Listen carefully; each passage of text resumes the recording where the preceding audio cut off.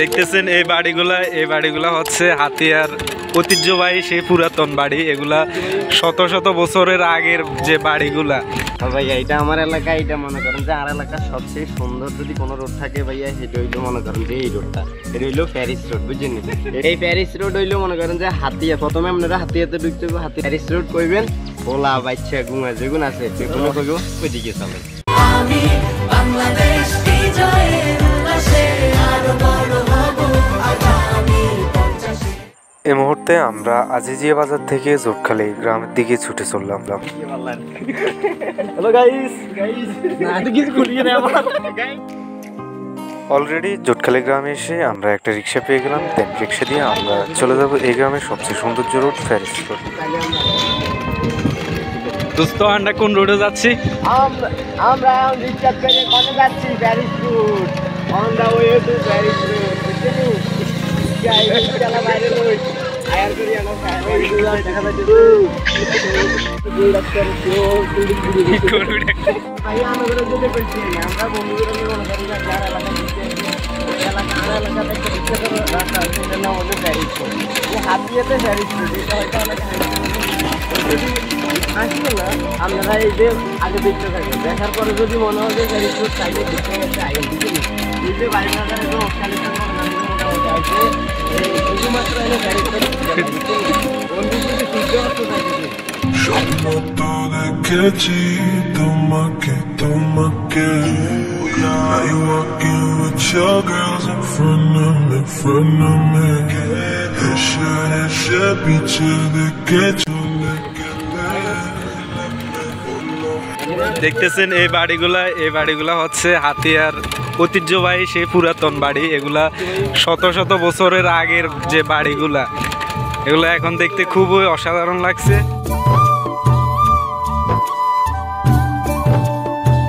কি কারণে Paris road হয়েছে? এটা আঁকা বাঁকা একটু এবং সুন্দর অনেক, এই কারণে এটা প্যারিস রোড হয়েছে। কি অবস্থা বন্ধু? জি ভাই আলহামদুলিল্লাহ, আমি ভালো আছি। এই তো ভালো। এটা তো তোমার এলাকা, এই রোড সম্পর্কে তুমি কিছু বলো। ভাইয়া এটা আমার এলাকা, এটা মনে করেন যে আর এলাকার সবচেয়ে সুন্দর যদি কোনো রোড থাকে ভাইয়া সেটা হইলো মনে করেন যে এই রোডটা, এটা হইলো প্যারিস রোড, বুঝছেন? এই প্যারিস রোডে এখানে মনে করেন যে হাজার হাজার মানুষ আইয়ে প্রতিনিয়ত। এখন হয়তো আমরা একেবারে পড়ন্ত বিকালে আইছি, এই জন্য অনেকের দেখতে পাইতেছি না। তারপরও দেখবেন যে অনেকে পথেঘাটে দেখতে পাইতেছে, কোথাও বাতাস নেই কিন্তু এই রোডে বাতাস পাবেন, কোথাও সৌন্দর্যের ঘাটতি আছে কিন্তু এই রোডে সৌন্দর্যের ঘাটতি আমার মনে হয় যে পাবেন না। তো সবাই আসবেন, দেখবেন আমাদের এই প্যারিস রোড। হাতিয়ার কোন জায়গায় সেটা বলেন।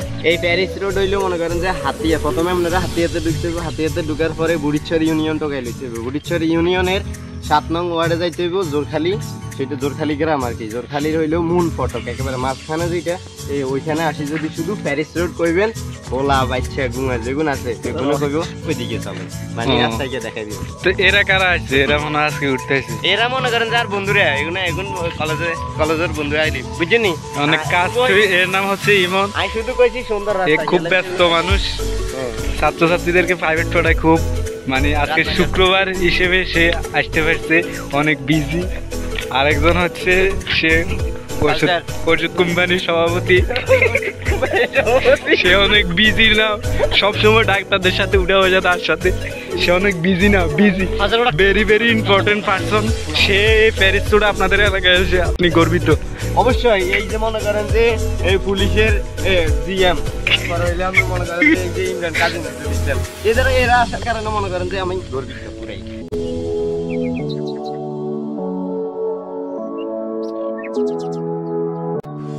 সাদা কালা সাদা কালা রং জমেছে সাদা কালা। গাইজ অলরেডি প্যারিস রোডে জাতীয় ভাগে আমাদের প্যারিস রোডে। ওয়াও, এরা ছবি তোলার জন্য ব্যস্ত হয়ে পড়ছে খুব। রোডটা খুবই পছন্দ। এখন কত হয়েছে স্যার, আপনি কি করতে আছেন? রোডে একজন সাইকেলের জায়গা দেয় না, রোডের মধ্যে কি শুরু করছে।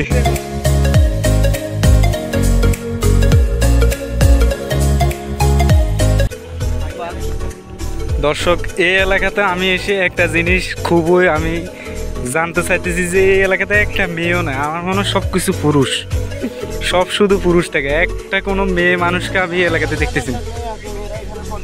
সবসময় ঘরে থাকে, এরা মনে করেন যে আমাকে দ্বীপ উন্নয়ন বা মুসখালির মতো মুসখালি ওদিকের মতন এরা সবসময় বাইরে থাকে না, এরা পর্দাশীল।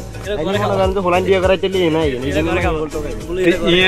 এনে তো আমি আইছি একটা বিয়ে শাদী করবে লাই, কো এরকম তো দেখতেছি না যে রাস্তা খাই দিয়ে না তো বাজ গেলে তো আবার দড়ি বিয়ে হওয়া দিব, রোডে গাড়ে না দেখলে বাজ যাবো না। বিয়ে করার শখ হইলে অবশ্যই মুখে বলেছি যে নিও না তো টেনে অজানা কি বলে যা যা কেটে চলি জানি শুধরানো হবে না কখনো তবু কবি রে সে থাকলে কবি রে তারা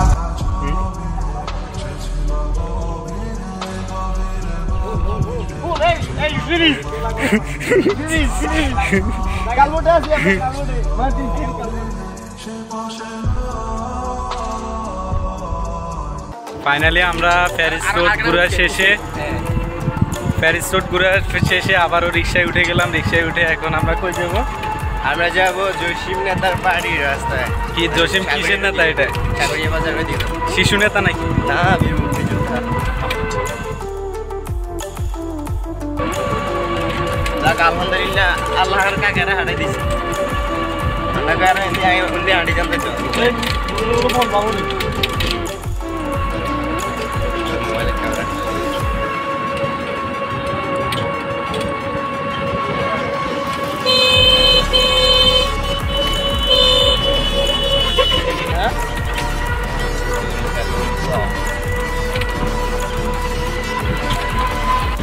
কাকা এমনি না হয়েছে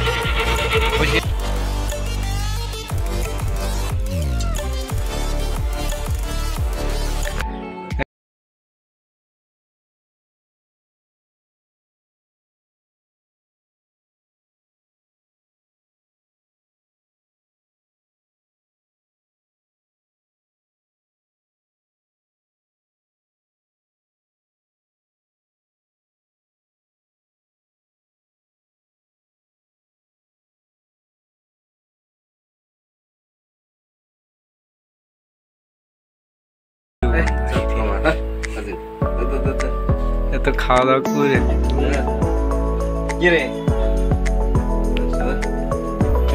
জমিয়ে খা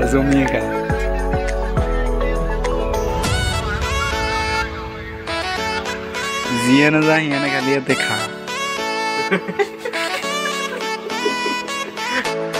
বন্ধু হৃদয়ের বাসায় জমিয়ে চা নাস্তা খেতে খেতে সন্ধ্যা হয়ে গেছে। তো যাই হোক, চা নাস্তা খাওয়া শেষ করে আমরা মুসখালি ব্যাক করবো।